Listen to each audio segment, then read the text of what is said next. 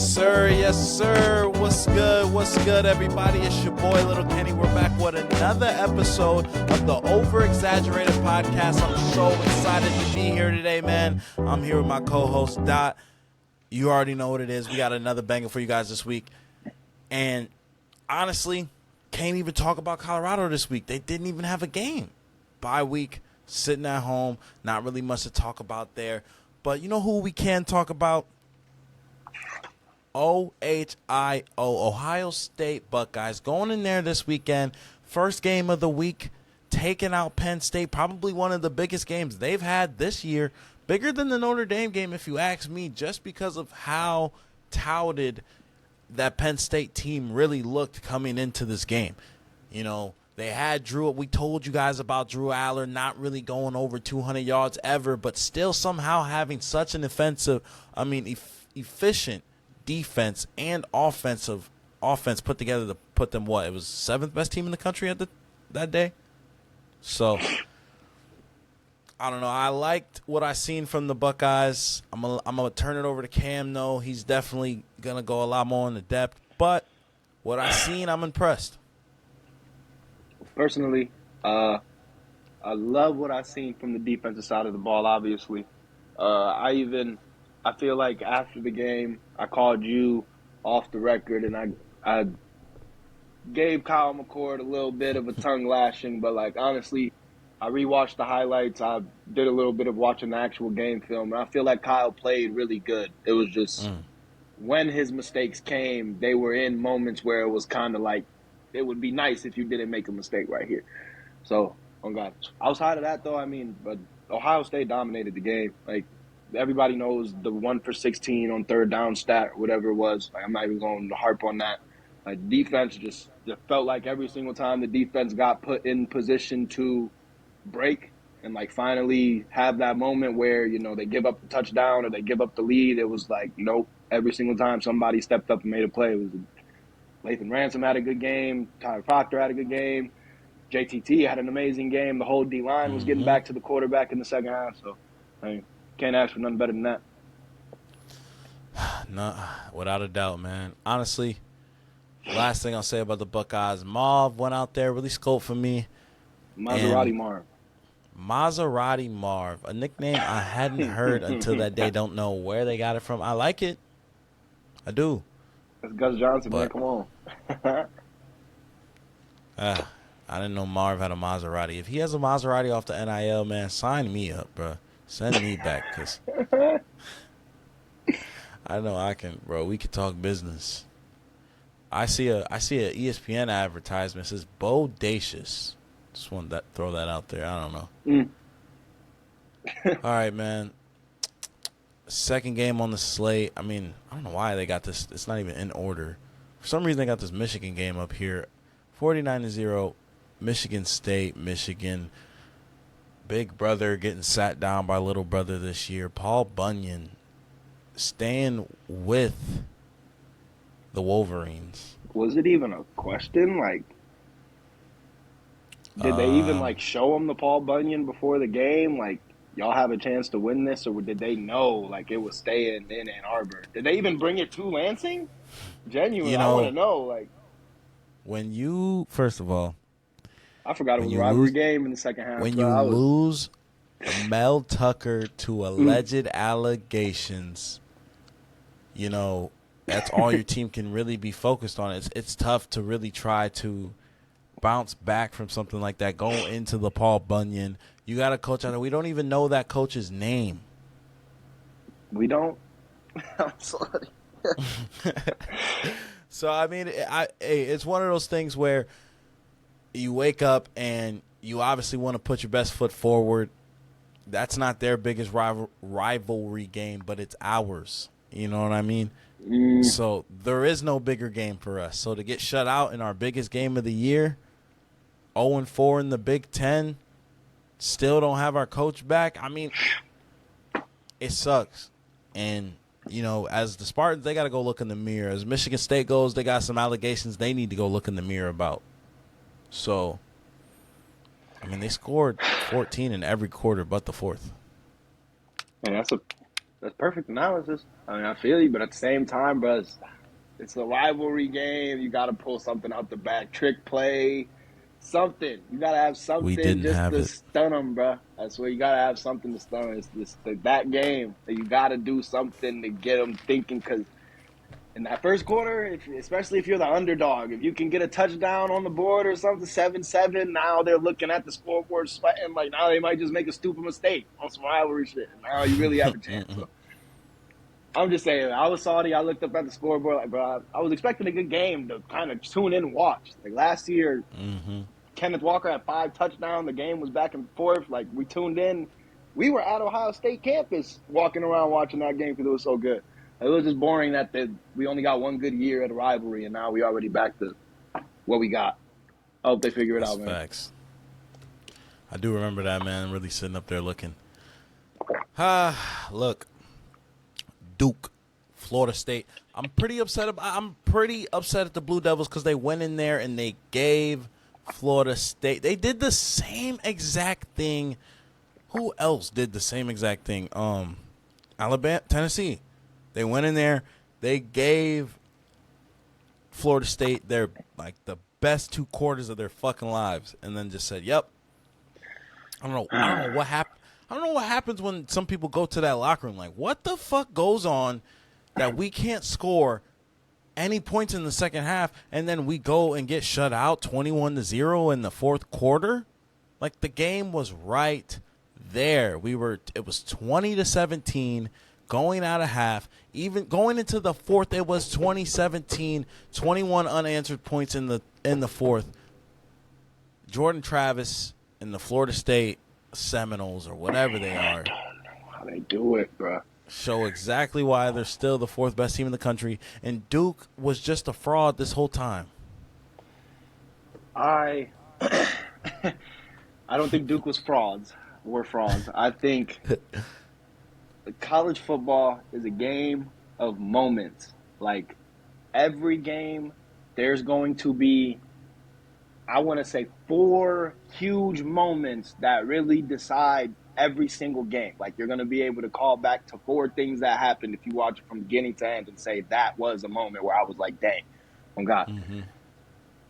It was like Duke had 3 of them in those first 3 quarters, like you said, bro. Like, you need 4 to really get the dub. Like, you need 4 times to really, we did this, we did this, we did that, and we did this. And that's when we put the game away right there. Like, they got the 3 of them, and then it was like Florida State came through and said, boop, boop, boop, boop, boop, all in the third quarter, bro, or fourth quarter. I got to give respect. Hearts. I really got to give respect to Florida State, because I did not think after the Clemson game they would be able to stay away from the losing bug. I really did not think they'd be able to stay away from it. But somehow they keep finding them fucking moments in these games where they get their backs put up against the wall, and then they answer the challenge. They did it against Boston College, Clemson, and Duke. So I'm done going against Florida State. Y'all got respect for me. I apologize. Y'all can lose a game now. I get it. We respect y'all. Y'all the 4th best team in the nation. We see ya. We see y'all. Y'all good. Y'all should have been seen us. Man, oh man. Nah, but Florida State, like you said, they did end up trotting it out, bro. Like, it could have been a lot better, that's for sure. Arizona State, Washington, Penix Jr., probably the worst game of his season, somehow still gets it done. Winning the game, it was a pedestrian night, but his receivers somehow Rome and Jay Polk, they still had a good night. Jay Polk 9 on 102, and then Rome out there with like 8 on 82 or something like that. So, like, you see Penix Jr. throwing 2 interceptions, and that can really change up the score of his game. Not to mention, that is a very good 1-6 Arizona State team. The record does not show how close they play some of the teams they play. Just going and looking at it, like Utah Southern, 24-21. I mean, they won that game, but still. Oklahoma State, 27-15. We got shut out by Fresno State, but then we played USC close until we couldn't anymore. Played Cal, close as fuck, 24-21.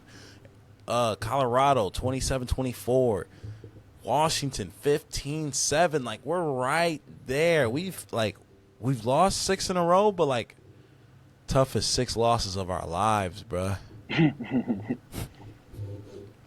So close every time. But not to go on and on about the Sun Devils or anything like that. It's just to say that Penix Jr. went up against a like I said, a slightly good team that a record wouldn't show. Pretty much what I'm saying. 7-0 though, 4-0 in the Pac-12.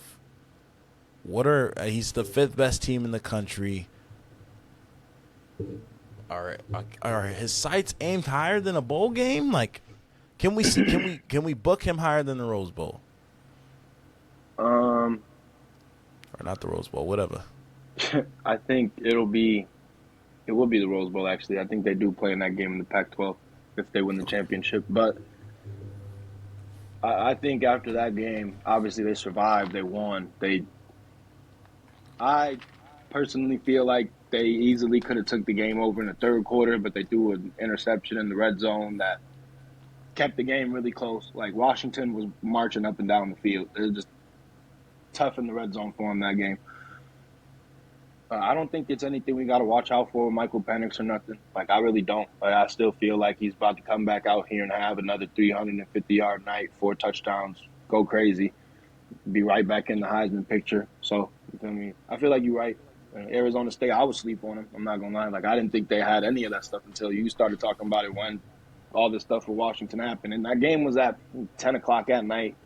Facts. I'm not going to lie. They do got to – I'm not going to say stop making them play that late because it is fun sometimes when you up at 2 a.m. sitting here keeping up with bets. I'm not going to lie. Like, selfishly, it's fun. But I know them kids out there fucking 1 a.m., like, bro, they're college kids. Like, dog, we already got a busy schedule. I know it's Saturday night and it's 1 a.m. and we don't know the score of the game yet. Like, bro, we got to chill out at some point. I ain't going to lie. But, hey, they playing that late. You got to step up that late. And Washington found a way to pull it out in the fourth weekend.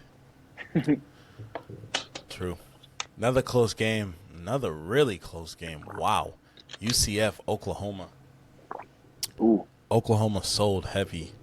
I think they were like a 17, 18-point favorite. And really, UCF had a chance to take them all the way down, bro. I don't know. They ended up pulling out Dylan Gabriel. I mean, the kid isn't he's not bad. I'm not going to put it like that, but I think there's times where he's trying to be too much of a gamer, too much of a guy that can do a lot. Like, he gets, like Dylan, 10 carries for 22 yards.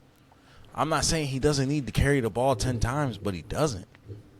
I mean, especially if it's not working. It's not. No, I mean, it is. I mean, they're still undefeated. They're still one of the top teams in the country. But you can obviously see they don't. I mean, they're playing some of these. They're playing a few teams close, but and to almost lose to UCF, this isn't the best UCF team, guys. This isn't 3, 4, 5 years ago when Destroying was out there, right, Cam? I mean, it is not, but we can't do this to Oklahoma after just giving Michael Penix Jr. the pass just last segment, bro. Like, come on, dog. Like, come on, bro. Oklahoma, they're still riding high on the Texas win. You feel me? Like, believe it or not, we just had a crazy game out here. We're still kind of in that zone of where we're not used to having to come out here and have that target on our back. Y'all know I talk about it every other week, so you feel me? Just let Oklahoma settle into it. They good. They didn't lose. We can't knock them for not losing. I hear what you're saying. We can't knock them for not losing. So we'll see how it plays out. I think Oklahoma might finish undefeated still. Speaking of Texas, they survived what I think was rigged. A defeat against Houston. Houston had it at the end of the game, man. Rigged? For third down conversion. They get it, but they call it a fourth down. They say forward progress did not pick it up for him. And I was a little bit upset. I was more upset with the way Texas played. They didn't.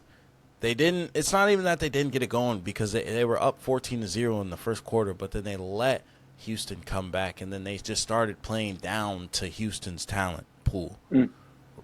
And you actually did have a lot of guys on that Houston team who were recruited by Texas but then didn't get picked up, things like that. Things happen. Or maybe they weren't even recruited by Texas at all, and all the other Texas teams recruited them. Like, it runs deep out there. Like, if you don't end up at Texas, you end up at these SMUs, these Houstons, and these Baylors. You know what I mean? Like, these TCUs, you end up at these other teams, and you feel like you're almost banished because I was good enough to go to Texas. You know what I mean? So when you go in there, when you go in with the chip on your shoulder, wanting to take all of these guys out, because Coach should have picked me in the first place. For sure. I'm not going to lie. We see it every time Ohio State plays a UT or BG or Youngstown State or something. There's always some kid out there that's going off for 70 yards or something crazy, and it happens in every state. Like, small school kids that should have got that look, like you're saying. They come out there ready to prove something. Texas survived. Man, you saying it's rigged? I don't know if it was rigged or not. I'm not going to lie. Bruh. You feel me? I don't lie about the riggery. Texas, I thank God they survived, but they definitely got some answers. You beat Alabama. Everybody was looking at you like, oh, yeah, Texas is back. We're here. All we got to do is get through the rest of the season undefeated, and then you lose the Oklahoma game. Boom. And it's like, you can probably say, that one's a little bit, It's a rivalry game. Oklahoma's a good team. We'll be okay. Like, now this game, you got to really sit back and look in the mirror for a second. Like, okay, that Alabama team isn't as good as we thought they were going to be at this point in the season. We lost to an Oklahoma team that we could have beat, but at the same time, people thought we were better than. And we just had a scare against Houston that we needed a pretty generous call to go our way in order to pull it out. I mean, it's not going to get any easier from here on out, and every other team in the Big 12 is looking to take you down to have that moment. So you better clean it up. From here, it's going to be another loss and out of playoff contention for Quinn Ewers and going to the NFL without ever seeing the college football playoff. I don't want to see that. I like Quinn. I mean, hey, that's how it's going to go if you don't get these dubs, bro. That's facts. Next game, Oregon, Washington State. Another game that probably should have been a blowout, but Oregon played these guys close as hell. Like, but that's not the worst Washington State team. Like, that's the one thing I will say. They're obviously not to the tier of their counterpart in Washington, but they're not bad. And I think just looking at them right now, like, it wasn't the worst game. I think from Oregon, it was probably one of their lesser games, at least from Bo Nix. Bucky Irvin, though, 15 carries, 129 yards, 2 touchdowns, was out there doing the damn thing. Cam Ward for Washington State, though, put his whole heart into it. 438 yards and a touchdown. He hooked up with his man L. Victor for 16 receptions and 161 yards. It just wasn't enough. Okay. Because Bucky technically had a hat trick. He just had the other one receiving.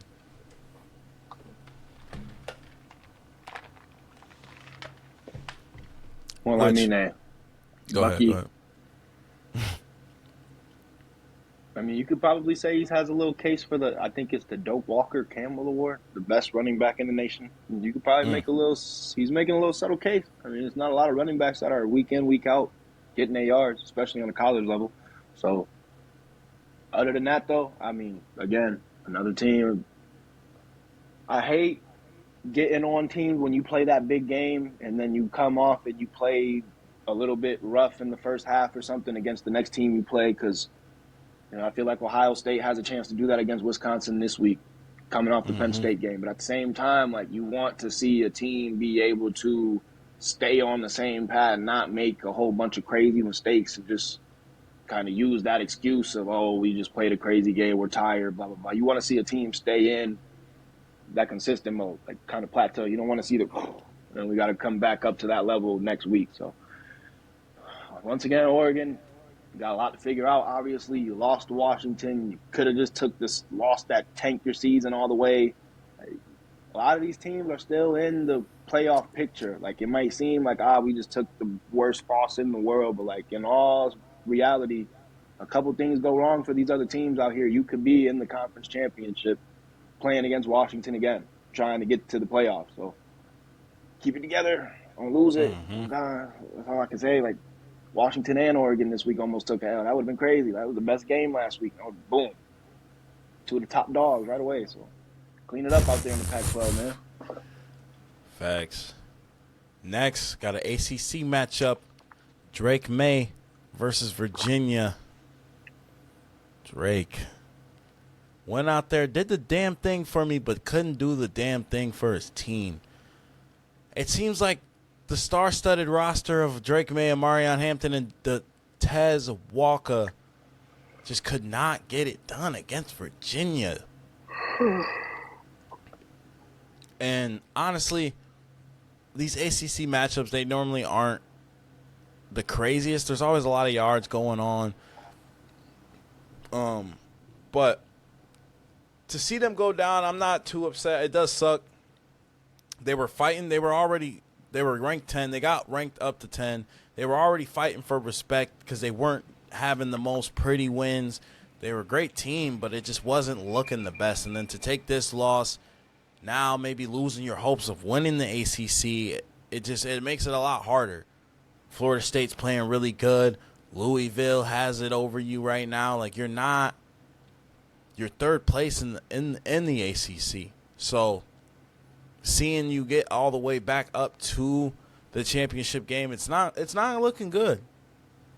Mac Brown is the coach's name out there, right? I don't mean to cut you off. I'm sorry. No. I think you're correct. Yeah, Mac. That's the one thing with Mac Brown. Like, he did it with them. Sam Howell had a couple of good teams around him at UNC, and it was like Mac Brown would find a way to lose a game that he should not have fucking lost. Like, normally 6 games in, he'd blow it, except that one he blew against Virginia Tech, like, opening game of the year. But other than, like, Drake May, like you just said, 3 dogs. Drake May, Dontez Walker, and the last one, I don't really know his name, bro, but those, they've been eating all year. Like, they had a good game. It was 32-28.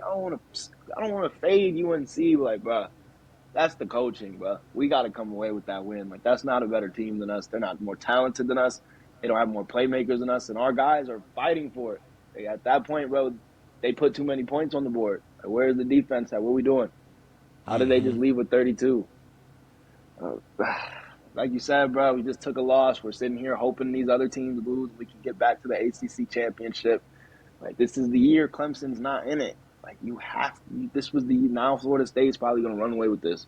They have all the confidence and momentum in the world. And UNC was supposed to be like the next heir to the throne in the ACC type thing. So they letting Florida State take their shot, bro. They got to get these wins now. Man. Next, we got the SEC, Tennessee, Alabama. Oh, my God, bro. Tennessee, dude, when you play Alabama, you cannot – I'm not going to say you can't go for field goals, but you have to score. Like the cigars. You have to score. Like the cigars. For the cigar, you don't lose the cigar game either. Like, bro, it upsets me because they were up. Like, you had the game. You go into the halftime, you're up 20-7. You should have been up like 21-0, but you fumbled the bag a little bit. But it's cool. We're right here. We have a chance. And then you go in there and you let them score 17 unanswered in the third, 10 unanswered in the fourth, 27 unanswered in the half. I'm just breaking it down to really just, those are body blows. Like, poof, poof. They came out of half, like, 2 plays, touchdown, 75 yards. Like, bro, come on. Top off. Ripped. As if Jalen Milroe wasn't, like, as if he didn't look bad all game. He just became a whole different person. Joe Milton became pedestrian. You not, bro, look. This was, 21-zip halftime? Something like that? 13-7, like or 27. 27. 27-zip? 22-7, sorry.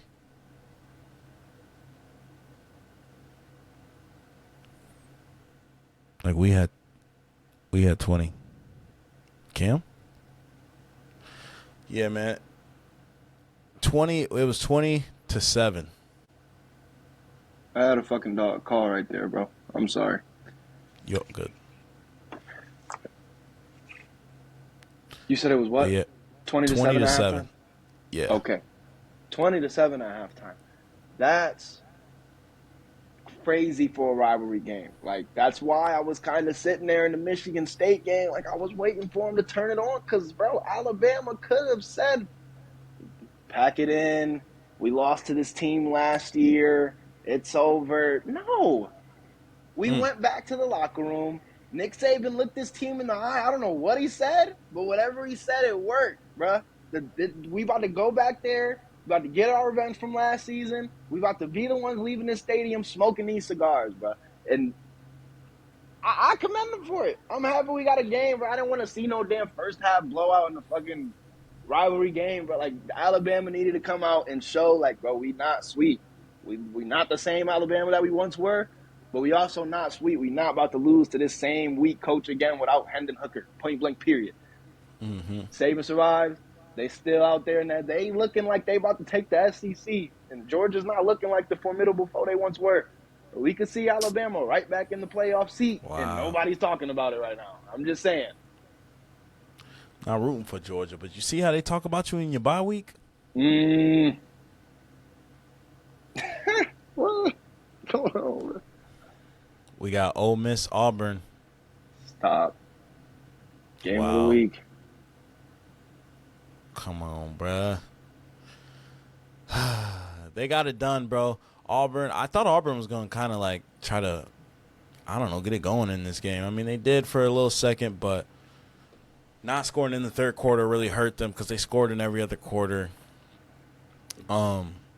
But Ole Miss, I think they just got, at the end of the day, Ole Miss just outcoached. I don't know who the Auburn coach is, but I know Lane does good work out there. So Auburn, they got a good team. They don't. I'm pretty sure we talked about it after they played Georgia. They got to get some talent in there. That's all they got to do. The coaches knew Hugh Freeze. That was Hugh Freeze's revenge game, I'm pretty sure. Could have been his revenge game. He was at Ole Miss before he was the one with DK Metcalf out there when they were always good. But, on God. So Hugh Freeze is the coach at Auburn now. That was his first time going back there. He almost pulled it off. He almost got the revenge, but Lane Kiffin survives. I'm happy Lane Kiffin survived because, boy, they need it out there in Ole Miss right now. It's not been the best year. But, hey, Ole Miss, you keep winning these games, you might be in – the SEC is crazy this year because like, you got a good Kentucky, you got a good Missouri, you got a good South Carolina is – no, they're bad. Don't get me wrong. I'm not going to play South Carolina like they're good. But every other team in the SEC is right there for the freaking fight still. Like, it's not – even LSU is taking 2 losses. They're out of contention, but obviously they can easily go in there and upset any team any night. Right. I just feel like the SEC is all over the place right now, and that's what makes it funny. Like, every year it's the SEC is so far and away, and now they're not. Like, all the teams are kind of fighting for the sword now, while Georgia kind of sits on the throne. We'll see how it goes. Ole Miss, another team that needs to clean up a lot, but shit, they can get it rolling right now. A good win against Auburn, get it rolling into this last half of the season. Trying to make a fight for that spot. See what you can do. Hell yeah. Next, we got Utah and USC. Another close game. USC just another 2-loss season already. And I think we still got to play Michael Penix Jr., I think. Does the pain stop? No. We're bleeding all over the place, and there's no Band-Aids. When it rains, it pours, I guess. I think we said it before, man. USC had their number going into this game, regardless of how it played out. It just Utah. Caleb Williams. Sorry, yeah, my bad. Utah just has a really hard time. I mean, Caleb Williams and USC has a really hard time against Utah, and it showed once again. This is the 3rd time. Caleb may be able to see them again in the Pac-12 championship, maybe. But I doubt it. And even if he does, Cam Rising will be back, and it'll just be another game where he does not get the best of them. I do feel bad for Caleb. I was giving the Caleb Williams soliloquies, and now I got to give the apology letter because a lot of it is on your defense, bro. It's tough when your defense isn't as good as they need to be, and you are out there really just trying your ass off, bro. Like, I mean, he didn't do any favors against Notre Dame throwing 3 interceptions for his defense. But go ahead. I mean, come on, bruh. Caleb he's still probably third in the Heisman, but he can get right back there, bro.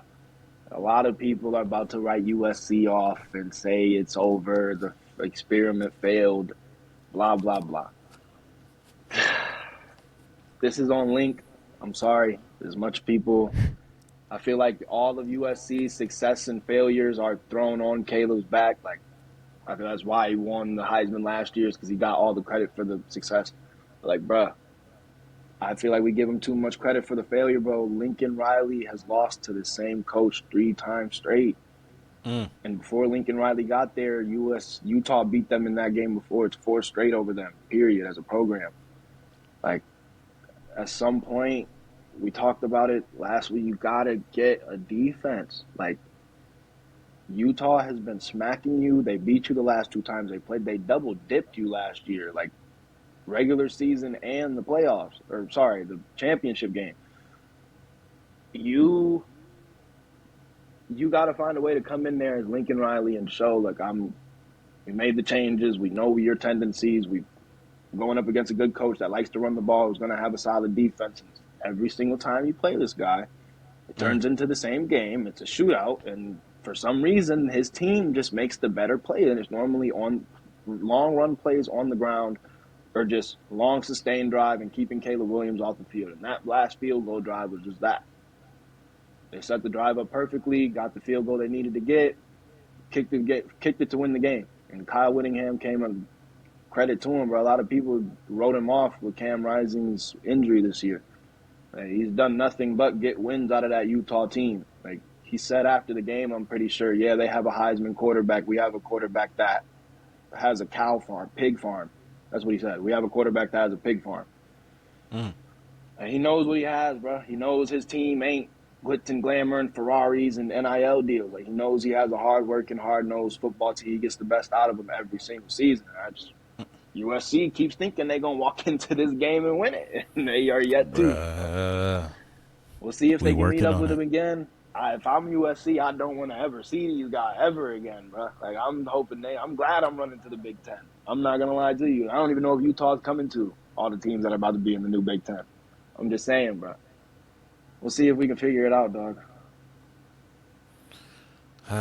Next, we got LSU Army. I only want to talk about this game because they 62-0 the Army. That's so undisciplined. What? That's what I was about to say. Like, so what do you like? Like, you already probably run like X amount of miles in the morning being in the Army. So, like, what do you do to punish such a terrible showing? Okay, first of all, Army has nowhere near the talent that LSU has. So, like, obviously you're hoping for the little 33-24, we were close. Like, you want that. But you know deep down, but they have Jaden Daniels and receivers that would never think about coming to Army. But you can't punish these guys. Like, they went out there, they fought.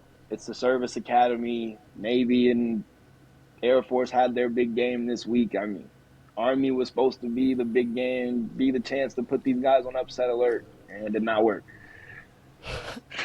Bounce back, gang. Hopefully, bruh, just take that one, look in the mirror, and forget about it, bruh. Stuff that one as far down into the void as you can, bruh. And don't bring it back up unless you want to remember how to not do things. That's all I can say. A few more games, man. South Carolina, Missouri taking out South Carolina pretty much without a fight, 34-12. Is Rattler done? October is over, bro. Yeah, I think he's done.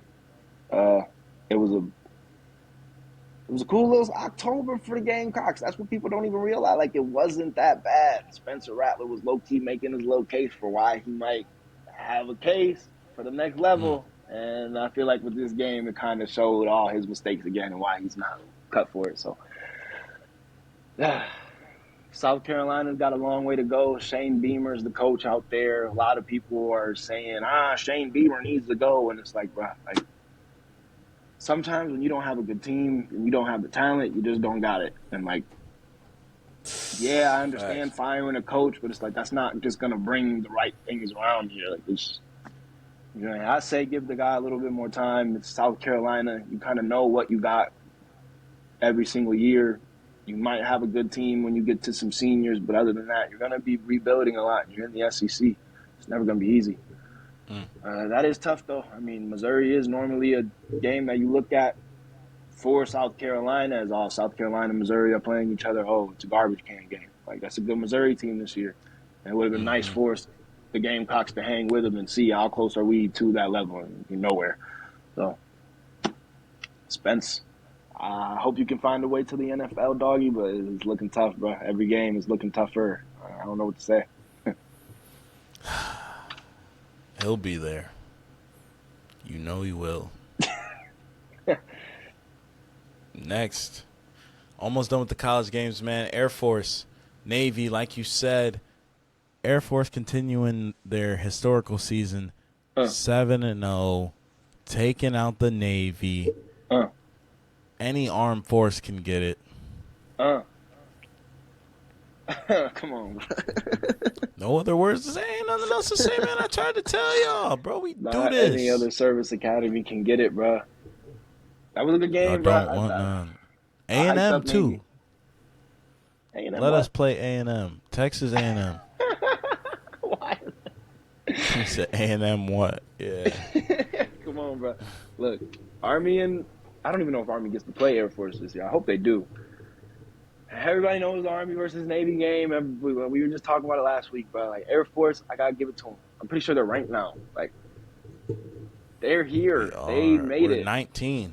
We're ranked 19. They're ranked. Like, bro. Honestly, if they stay undefeated, like, you might gotta move them into the top 10. I'm not saying Cincinnati. No way. No, top 10, bro. Like, we're undefeated. Look, nobody beat us. Where do we go? 15? Our last games were against Colorado State, Army, Hawaii, UNLV, and Boise. Colorado State literally hung with Colorado, dog. If we go undefeated, you could put us the 15th best team in the country. That's it, bro. There's no way 15? we put them in For an undefeated season? We're at least number 11. Bears and bro, come on, bro. We just went No way. We did everything we could. Come on. No. Shoot. I'm sorry. Because UNLV is only 6-1. Like, what are we supposed to do? Give UNLV clout now? Like, no, bruh. No, that they took a loss. That's what I'm saying. Like, bro, BYU, Tulane, like, you know, when they go undefeated, they're up there, bro. Like, they might see a 12, 13. Like, what the fuck, Tulane? 13? But, bro. Like, that's I a just Tulane. feel like, bro, if we go undefeated, they're 7-0 right now. You just said the rest of their schedule. We got Colorado State, Hawaii. Like, but we got dubs on the schedule. And they ain't easy dubs, but we got dubs on the schedule, bro. Come on, man. Give us our flowers while we here, man. Even then, like, what do y'all want? Like, bro, like you said, GoDaddy.com bowl, bro. Like, I'm not. Don't bring it up. Hey, bro, where are we going to be? We'll have a bowl game against USC because they were that bad? Like, bro, that's scary, bro. What do you want? What are you wishing upon them? I mean, bro, they can really pull it off and some of these other teams start losing, bro. We might be able to see, like, a real deal Air Force versus Ole Miss. What the hell? Like, we have a chance to beat them in the No way. The Straight Talk Bowl. I don't even know, bro. Like, they have so many Duke's bowls. Mayo Bowl. Straight There's so Talk many Bowl. bowls, bro. So that's what it's definitely. If they go, okay, if they take a loss, then yeah, we obviously are gonna put them against the weak ass. I don't even 2-loss LSU. Oh God. We might end up Ole Miss is probably the best matchup. We might end up playing North Carolina. Like even if Army versus North Carolina, like bro, they don't stand a chance. Like You're bro, not thinking about the moment though, bro. Like that's our the fucking moment. Super Or it's Bowl, Air bro. Force. Like, Excuse we me, can Air be the Force. greatest service academy team to ever walk the earth. Y'all are if gonna we win fly this y'all game. asses back home because none of that shit. None of that shit is like, bro. Maybe I'm wrong. I hope they win out, but I'm just saying, like, them winning out only puts them in position to get embarrassed in a bowl game. Which hey, you hope for that though. You hope to go on vacation, go in a bowl game, get embarrassed, like, bruh. You dead right. I think it's hilarious. Air Force is giving us content tonight. I'm sorry I had so much Air Force rant. That's funny though. That shit is hilarious. Bruh. Next, Tulane versus North Texas. They did cover the spread. North Texas did. They were like a 20 points underdog. Tulane 6-1, looking like a good Tulane team. That loss to Ole Miss hurts, man. I bet a little money on them to win that game. They couldn't pull it off. They'd be undefeated it's right Ole now. Miss though, like. And What? had they beat Ole Miss, where are we really putting Tulane? Bruh, you know we're putting Tulane number 12. Easy. Okay, maybe not 12. 13 or 14 for sure, though. Like, Tulane would be up there right now. We wait for them the Green Wave? We literally wait for – they had a game on ESPN. It was against Ole Miss. The Green Wave?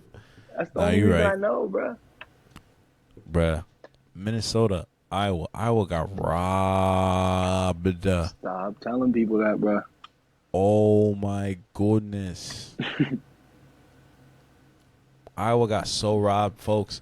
Like, I was sitting there. Iowa did go out there and just not put Minnesota away whatsoever. Like, they had a scoreless second half. You can't go scoreless in the second half, score a special teams touchdown in the fourth quarter, and think that's going to save you. Like, I mean, well, technically, you can hope that's what would save you. But not in this game, no. Like, you got to do it for yourself before the miracle comes because quite literally, dude, Cam, I got the clip pulled up right here. It was like they tried to say he faked. Bruh. I was so upset. I can see it through your glasses. Oh. Hold on. See, I don't even think you were really paying attention. That's how rigged this shit was. They might not have shown it either. All right, boom. Kickoff. Watch him. You see what I was saying? Like, he's pointing, but he was kind of like waving his hand. But then he does the spec-fucking-tacular, like, for my parlay. Fair catch, bro. Oh, no. He took it home. I was so hyped, bruh. Look at everybody. They were about to storm the field. I mean, technically, there's like a minute and 21 left. Watch. Like, bro, what? The gene. What the fuck does that mean? Why would you do that? He was already pointing at the... Bro, no.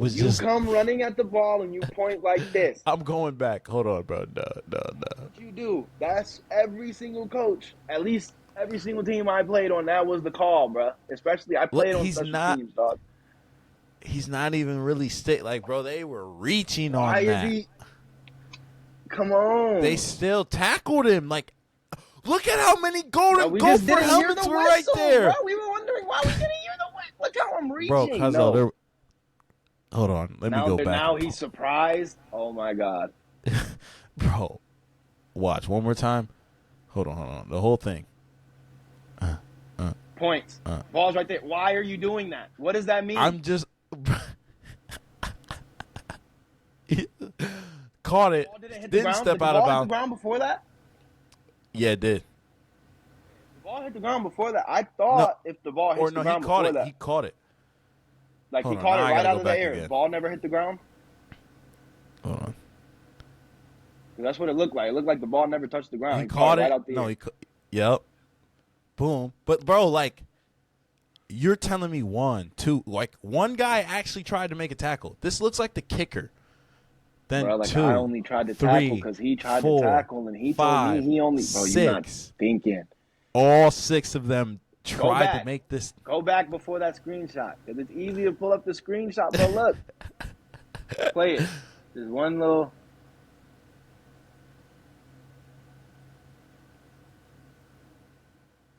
I feel Boom. like the replay man. Caught it. Like Didn't my step man's, out of bounds. Wait, why Watch didn't they out. blow the whistle? Wait, 1, 2. What? No, bro. Wait. They I gotta really read what's going on. Like, bro, look at it. Oh, come on, bro. What? No way. Look, why did he do that? Why did he do that? we're rolling. Why did Just he trying do to that? make sure the camera is rolling. Like, bruh, you can't tell me every single person out there didn't try to get him. Like, bro, I don't know.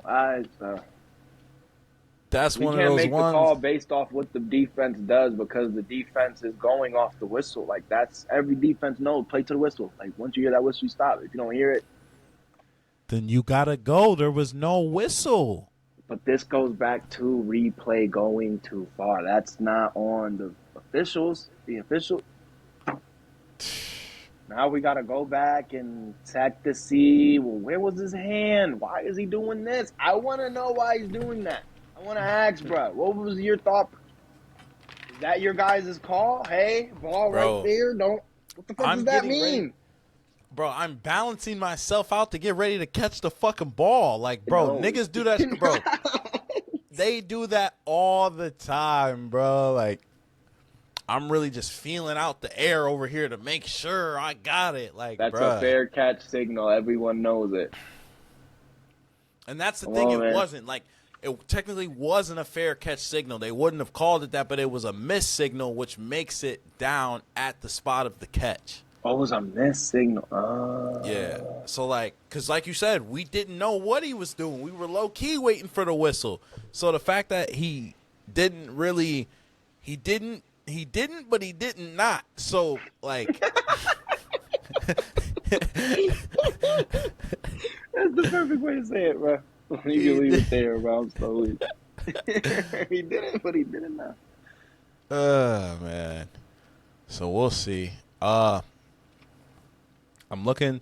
Only big game I really got to say for this week. We got Oregon, Utah. We got Duke, Louisville. Those should be big games.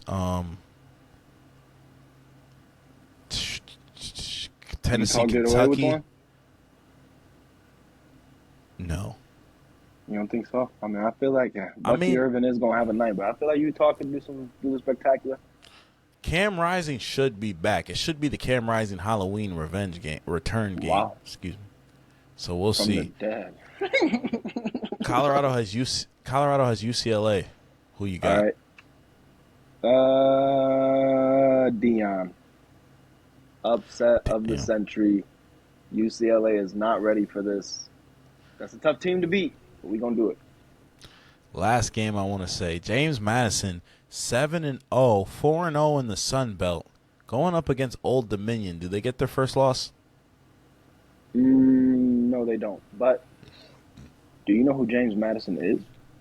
The real James Madison? No.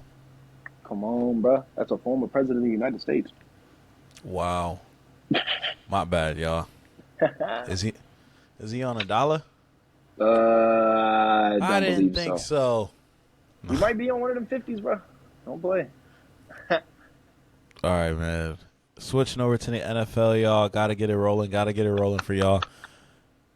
To the hub for the goods. Thursday night, we had the Saints and the Jaguars. What a game.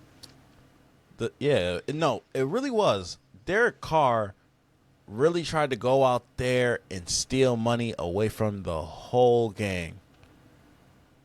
But, reluctantly enough, it was Trevor Lawrence and Travis Etienne going out there and having the better night. And Trevor played with a sprained left knee. Ooh, I didn't even know that. Oh, no, I didn't know that. I'm sorry. He looked pretty good, too. He had the brace on. How many freaking rushing yards did he have? 65, like something crazy like that? 60-something, yeah. The kid was running. I will say the Jaguars, man, they shouldn't have put that team out in London twice, dog. They fell for all that hype everybody gave. They're the team in London. Now they brought it back overseas. They're riding the momentum. Travis Etienne is still looking pretty good. I always mix their names up, bro. Travis Etienne is still looking really good. Trevor Lawrence is starting to play better. I feel like he started off the season a little bit rocky. I thought he would be a lot better starting off. He's starting to pick it up. All they got to do is keep grinding out these wins. They need to get back to the freaking race in their division. I hope they can make the playoffs, obviously, but they can easily win this division if they can start rattling off these wins. They got the talent, and the defense is quietly being good too out there. So, hope the Jags can keep it up. No, I felt that. Next. Oh, and Chris Olave got arrested, man. I wasn't gonna bring it up, but I had to say it. Recklessly driving. Derek Carr.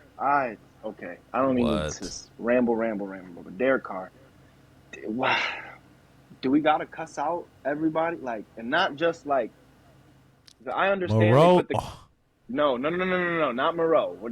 Okay, you're going too far on me. Look, Derek Carr is out there. First of all, like, it's just random. Like, you know how it normally is, bro. You throw an incomplete pass, they put the camera on the receiver who just missed it, and they put the camera on the quarterback. Normally the quarterback is just unsnapping the chin strap. Mad. Derek Carr is snapping the chin strap. What the fuck are we doing? Looking his coach in the eye. What the fuck was that? What the shit? What the hell? Nobody's doing this right. Bruh. You got to keep it together, Derek. That was a one-score game, the whole game. Like, I just feel like the whole team's energy just kind of was consistently coming down because Derek was just so freaking aggressive. I don't know if he just wanted it too much. I don't know if he was just really trying to get the team to see what he was seeing or what, bruh. But I just feel like some of it was unnecessary and it brought the team morale down, and the Jaguars kind of just stayed in the same little mental space. Like, they didn't really change anything that they were doing. Like, the one thing was Derek Carr would seem like mistakes. Saints would make a mistake. Derek Carr would go crazy. They would go sit on the sideline forever, and the defense would kind of ride that same momentum on the freaking field. So, oh, Derek, clean it up, bro. It's not that serious. Nah, man. Derek, it is one of those things where, I mean, bro, like, I'm so tired of losing, and I come out here to New Orleans, and it's just we're doing the same Raiders shit. Like, speaking of the Raiders, man, they just lost to the Bears, like 30-12, bro. Like, I'm so tired. You did not have to segue like that. No, bro. Like, I'm just so tired of losing. Like, I'm too intense with it right now, bro. I'm too intense. And that's all I can say about it. Like, that's just how I feel. And as far as the Bears actually beating the Raiders, it was the rookie quarterback that went in there and actually threw 3 touchdowns in place of Justin Fields. I mean, guys, I don't know what to say about Mike McDaniels, because there's some days where I'm like, that guy deserves the position he has, and then sometimes I'm just like, you're a bum, bro. You have all the weapons in the world, and you can't even get Devontae Adams over 100 yards like twice in the season. So maybe I'm being too hard on the Raiders, but good win for the Bears. Definitely not helping your draft chances, though. Cole Kmet, the only tight end that feels like that didn't have a good day on National Tight End Day. What's going on, man? Got to step up. He was having a good week before that. Sick. Come on, bro. They wanted to show me too much love in a week I wasn't ready for it. Nah, I feel like he's one of them players that just not one of them players. I feel like he's one of the only Bears that needs Justin out there. Like, Justin kind of just last second, nothing's there. Let me get out of the pocket and find Cole Kmet down the field real quick. I feel like he misses Justin. He misses his boy. Cole. Man, next, we got Browns, Colts. Gardner Minshew was literally trying to do everything physically possible out there for the Colts. But Myles Garrett was just a little too much. P.J. Walker coming in, saving the Browns' asses again. Saved them the first time against the Niners. Saved them against the Colts. The refs had a little bit of work involved in that, but I don't know, man. We did get just Jonathan Taylor involved. 18 carries, 75 yards, and a touchdown. Josh Downs, 5 receptions, 125 yards, and a touchdown. He's coming into his own. The team is getting better, but we cannot keep losing close games. We're 3-4. We're 1-3 at home. It's almost like, what's the point of having a dome? We just losing it. I guess, bro. It sucks. I mean, It's Indy, not fair. y'all got it. I mean, bro, you said 3-4. Y'all ain't down and out yet. Y'all division definitely ain't figured out. Y'all right there with the Texans and the Jags. Like, yeah, ain't nobody sleep. Nah, my bad. I don't feel like anybody in Indiana is going to sleep on the season yet. Like, y'all gonna wake back up. It's a tough loss. Would have loved to have that one, but that's also a good ass defense and a good offense, if you're being honest. Bounce back, bro. That's all you got to bounce back. Your offense is playing great. Defense is really playing great. Y'all good out there in Indy. Y'all don't got to worry about losing games in the dome, bro. Y'all good. We can have that dome rocking 2 weeks from now if we just handle our business and fix the little mistakes we're making. It's not that bad out there in Indy. I really don't think it is.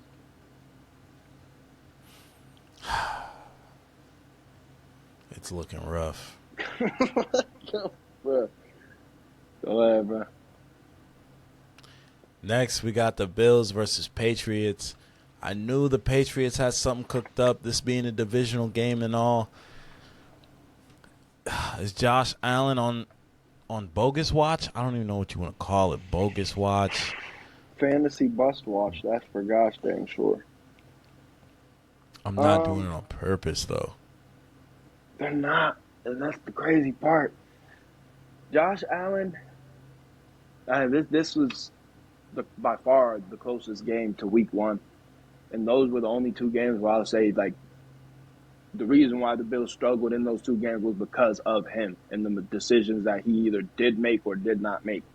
And it's not just Josh Allen throwing the ball down the field or Josh Allen not choosing to run. Like, it's pre-snap shit. Like, Josh Allen not identifying the pressures right. So, therefore, the line doesn't know who to block. If James Cook, who's already a rookie, doesn't know who to pick up, and there's a free guy coming in and Josh Allen's rolling out that way. And now he's trying to get it out quick. It's things like that it just, you can tell he's either mentally all over the place. I know he just got paid. I don't like making it seem like guys get paid and they take that step back. I mean, Nick Bosa also just got his money. He's yet to record a sack this year, I think. At least he's taking a step back. Like, it is just, bro, y'all get that money and y'all start acting funny, bro. Like, y'all better step it up, dog. There's people betting on you. His coaches waiting on you. His fans obviously out here that are waiting on you. Thank God Josh Allen hasn't really taken a step back in fantasy yet. But, bro, like, we're getting real lucky in these 4 quarters. Like, dead ass. We're getting lucky with 50-yard passes because they're losing by 7 points and they need to go make a game-winning drive. It's kind of like, where's that at in the first 3 quarters? I hope the Bills figure it out. But there's more than just Josh Allen, too, bro. It's the defense and the line and this, that, and the third. But, Josh, that one was your game, bro. I was really sitting there looking at the highlights like, what am I watching right now, dog? This don't even look like any of the Josh Allens from the last 2-3 years, let alone his rookie campaign and all that. All right, man. So what about the Commanders and the Giants? The Giants getting another win. Commanders, we thought they'd be a lot better, but they're kind of just showing why they're that middle-tier team. Can't really get the big win when they need it. Can't get the slow win when they get the big win when they need it, but they can't get the slow win. Like, bruh, it's you only lose by 7, but you only had 7. You can't get Brian Robinson involved. You lose to one of the worst teams. Tyrod Taylor's out there. They don't even got Daniel Jones going. I mean, Darren Waller probably had one of his best games he's had in the past 3 years. And for what? To lose on National Tight End Day? Like, bruh, y'all have Logan Thomas. Y'all could have got him involved a lot more. Like, I get it. Giants have a good defense. But, I don't know, man. The Commanders need to be a lot better, especially if they wanted to win that division. All facts, all true. The one thing about the Commanders, obviously Sam Howell's a rookie. He's going to take his bumps as the season goes along, obviously.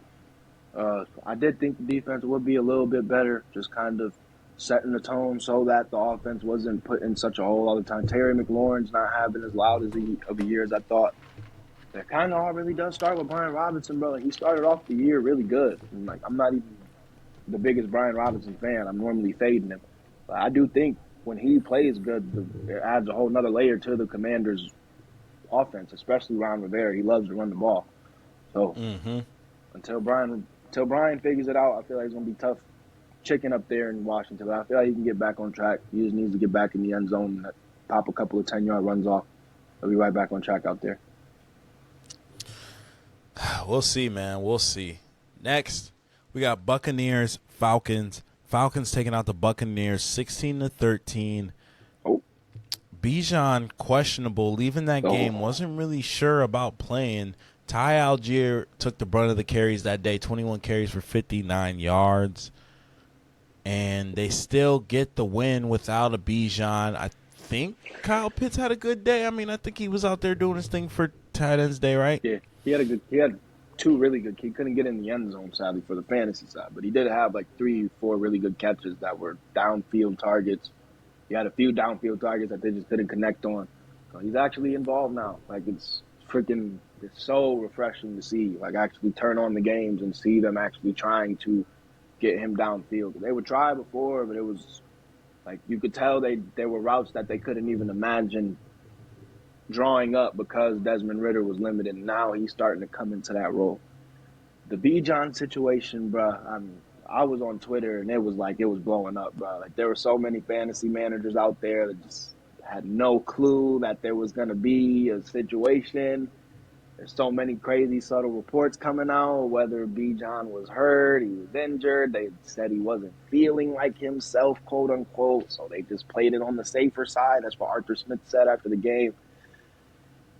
I mean, I feel bad for anybody that bet with Bijan that had him on fantasy that week. I hope that's a 1 week thing. They still won without him. For some reason, it feels like Younghoe Koo? Younghoe Koo. They put him in position to kick Younghoe. They put him in position to kick a game winner like every fucking week, it feels like. Like, they're trotting him out there to kick the game winner. They did it against the Texans. They did it against the last game. Like, it just feels like he steps up in the big moment every time. So I hope they don't keep putting him in that position. Like, it would be nice for him to be sitting on the sideline for the whole fourth quarter and go into victory formation one time. Hey, I'm sure they like winning out there in Atlanta, however they can get it done. You're not lying, bro. They're 4-3 right now. They're probably reluctant to be 4-3. Lions, Ravens. I knew the Lions were gonna have a tough matchup this week, but I didn't think they were gonna get blown out. Almost getting shut out. Ended up getting able to get 6 at the end of the game. 38-6. Lamar Jackson, 357 yards, 3 touchdowns. Lamar. Where has this been? And you do it against a team that technically people would have looked at last year as the worst team in the league. Now is one of the best teams in the league. So you come out and do this against one of the best teams in the league to solidify yourself and your record as one of the best teams in the league. But you're probably the worst 5-2 team in this league right now, even after beating the Lions.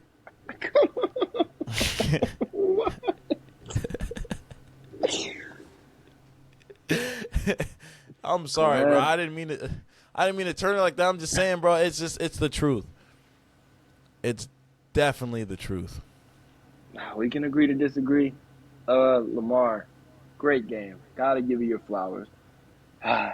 Lions fans, if there's any that even watch or listen, I hate to be the guy that says I am told you so, but I am told you so. Now, I'm not going to shit. I think no, that's what I'm saying. The Ravens are a damn good team. And they could easily have a game like that against any team in the league, I feel like, except the Eagles. That's really it. It's been a tough night. It happens to the best of us. Literally, it was bound to happen. I just feel like y'all got a little bit lucky on the matchup side of things for the beginning of the year. And that was nothing to fade what y'all got on the team. I think y'all got talent all over the place. I just feel like y'all didn't really get that test that the Ravens were able to bring to y'all, and that's athletes all over the field on both sides of the ball, hungry. And they kind of have an identity. I feel like y'all played a lot of teams that lacked identity. So, not to fade y'all. Y'all needed that loss. It's probably better to take that loss now, early in the year, get it out the way, get the ass whooping, get all the memes and the Twitter motherfuckers out the way. Boom. You can really roll into this next part of the season and really take over this division and take over the NFC and try to get some home field advantage for the playoffs. That's what really matters. That's really what's important right now. Facts. Amon-Ra couldn't get in for my touchdown parlay. It's cool, Amon. You still on the fantasy team, and I'm still rocking with I you. had But you did break my heart. 102 yards, coach. 13 receptions. Cool, we'll see. You good. What You good. more do you want from me? Get in that end zone, kid. All right, for the money. For the money? For the bread. Oh, man. All these teams on bye, bro. My boy C.J. Stroud was on bye week. Deion Sanders was on bye week. Like, I was just trying to find somebody who was going to score for. I'm like, Amon-Ra, he's been getting in the end zone. I should have just kept it all yards, obviously, because he went and got his yards. But I just felt like he could cross that plane. Who else is going to cross that plane for the Lions? And the answer, nobody, which is even crazier. So. Steelers, Rams. Steelers taking out Puka Nacua and them, even though I truly didn't think the Steelers deserved that win.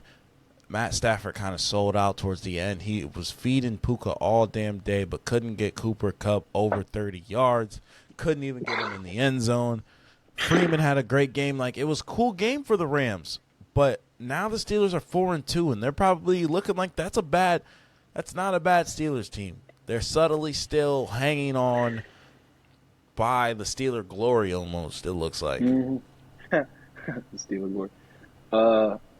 Fantasy-wise, a lot of people kind of, I feel like, jumped on Puka Nacua, obviously, because they felt like, oh, this guy's going to be the real number 2 out there. Mm-hmm. And, like, I know everybody that had Cooper Kupp kind of,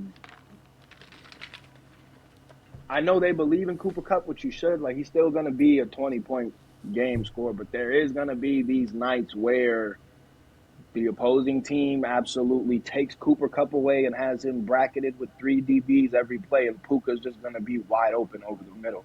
And Matt Stafford's going to hit him every time. He's earned that respect now. So, I'm not saying if you got Cooper Kupp, avoid him, but you feel me? Them nights where he's getting 17, 15 target, 13 catches on 3 touchdowns, like, you feel me? Puka's probably going to eat into that a little bit. It's going to be a little bit tougher. All right, man. So, next we got Cardinals Seahawks. Seahawks taking out the Cardinals. Geno Smith showing what Geno Smith does. Josh Dobbs, I think he just tries to do a little bit too much. Like, we get it, you're a vet, you've been here, but that doesn't mean you need to tuck it and run each and every time. Like, you got a great receiver in Marquise Brown. You got Rondell Moore. Zach Ertz is now on IR, but you had Zach Ertz. And we got DeMercado, and Josh Dobbs is leaving the game with more rushing yards than this guy. So I don't understand it. I think the Cardinals are trying to lose regardless, but with Kyler Murray coming back in a few weeks, you got to wonder if they should even keep Kyler. Maybe they should just trade him for draft picks and try to start over. They did pay him, so maybe it's not in the cards. But somebody, I know we all kind of forgot Kyler Murray existed, but he's still a thing.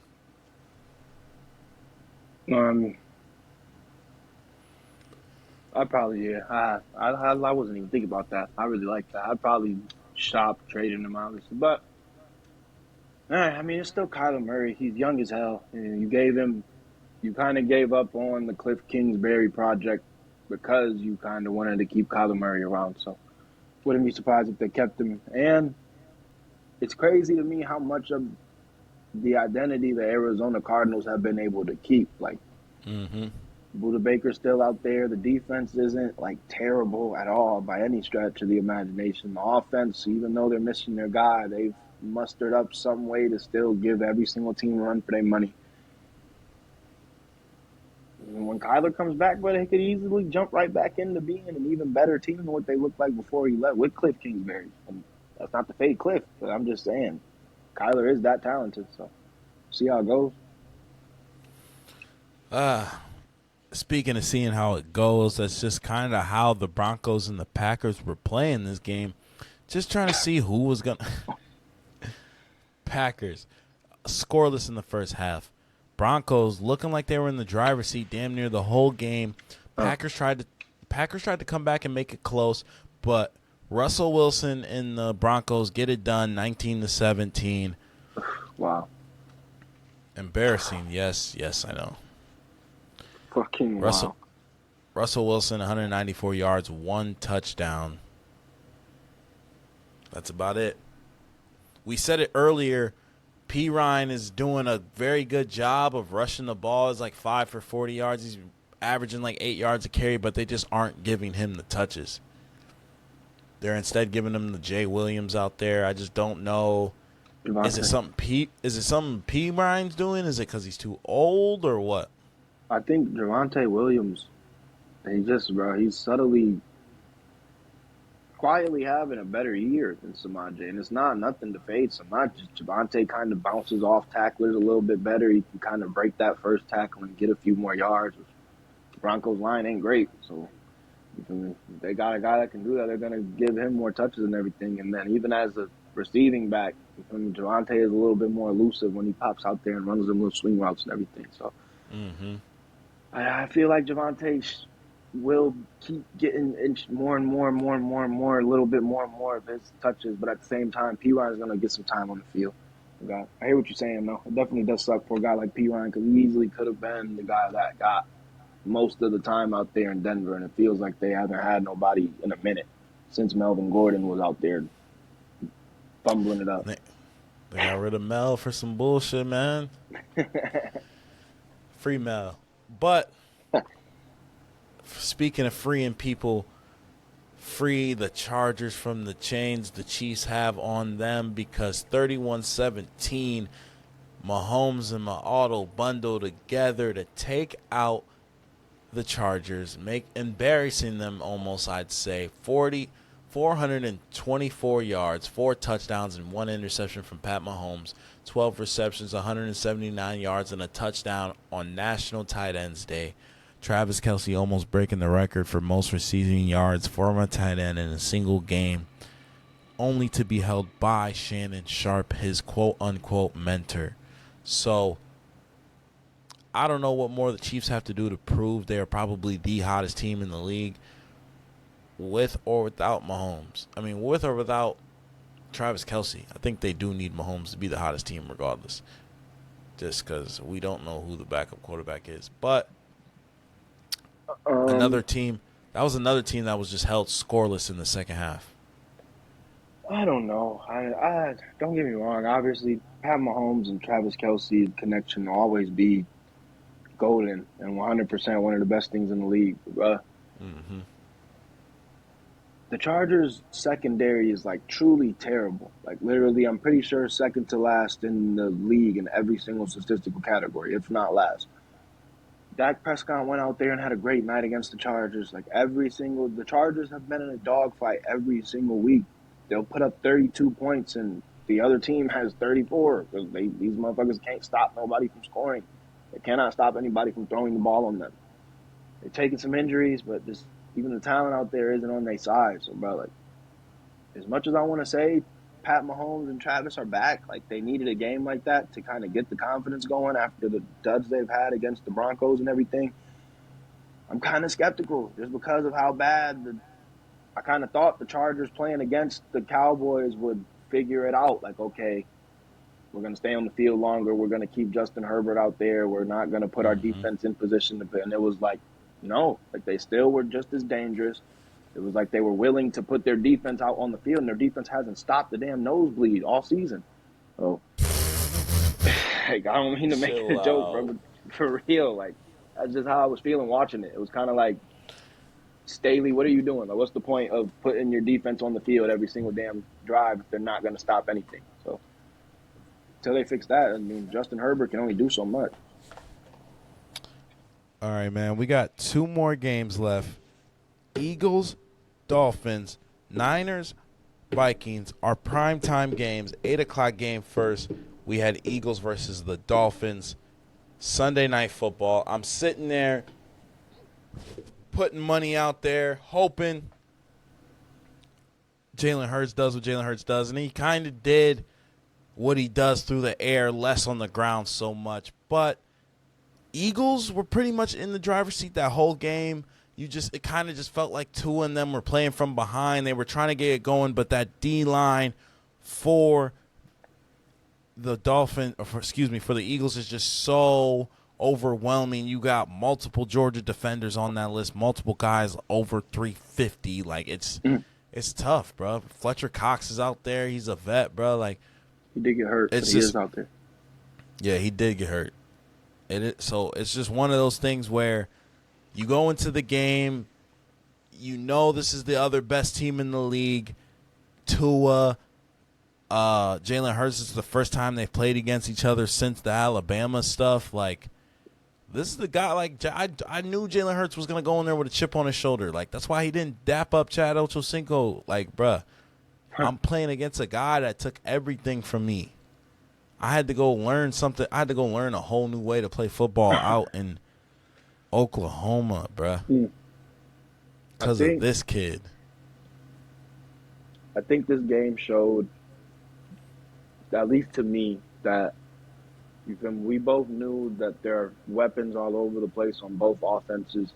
It was a matter of which offense was going to be able to make a mistake because their defense could bail them out of that mistake. And you feel me? The Eagles started off the game. It felt like they had a really tough going, just getting the Dolphins off the field. Tyreek Hill had that. They went up by 10 points, and then Tyreek Hill had that killer fucking catch to bring it back to 7. And they kind of just inched closer and closer back. So it was like, damn, here we go. The Eagles are about to fall apart again. It was like right there in that moment, the defense started getting home to Tua. They started messing some plays up on the back end with their DBs and everything, and they started getting off the field, and all of a sudden, Jalen Hurts starts running the clock out. We start seeing the brotherly shove on 4th and 1 and everything. Like, that shit is momentum killing, man. Like, especially if your defense can't get off the field and keep them from putting points on the board. So I just feel like, brother, the Eagles' defense, they're going to be good every single week. It's just a matter of if that offense can stay on the field, run the clock out, stay on schedule.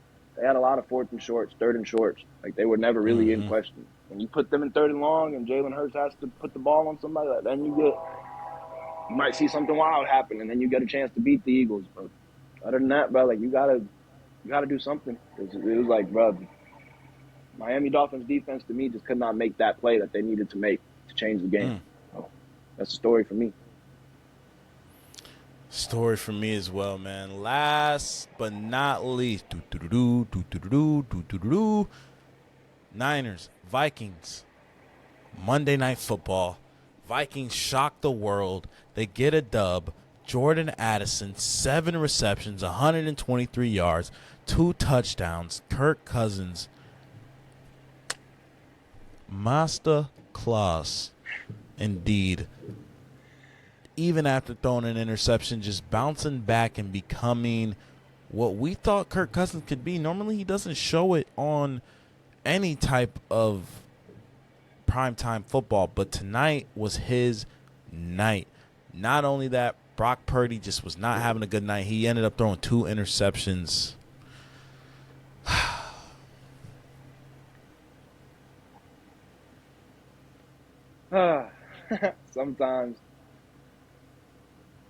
Sometimes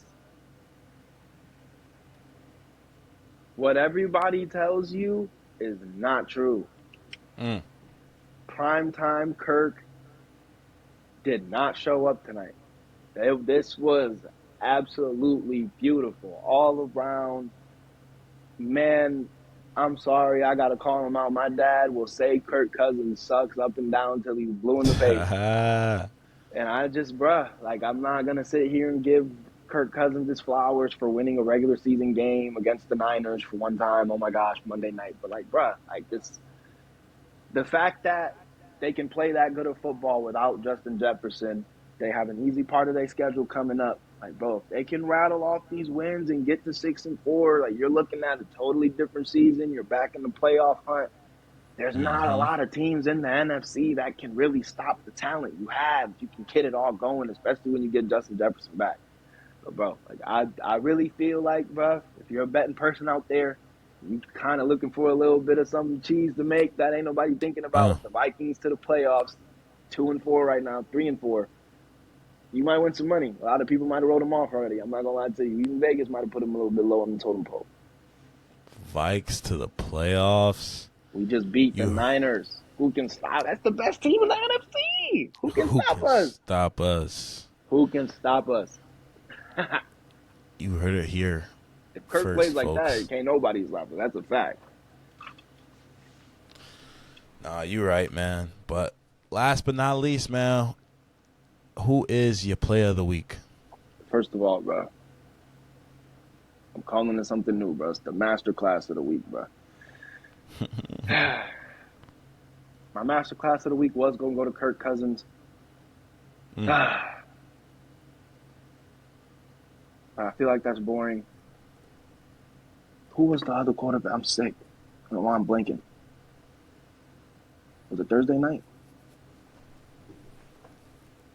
No. Well. Honestly, if I got to be honest, all the way honest, I honestly thought that boy Travis Kelce was about to break a record. I really thought he was, especially in that first half. So I'm going to give it to the Pat Mahomes, my auto bundle. Definitely. They definitely deserve it.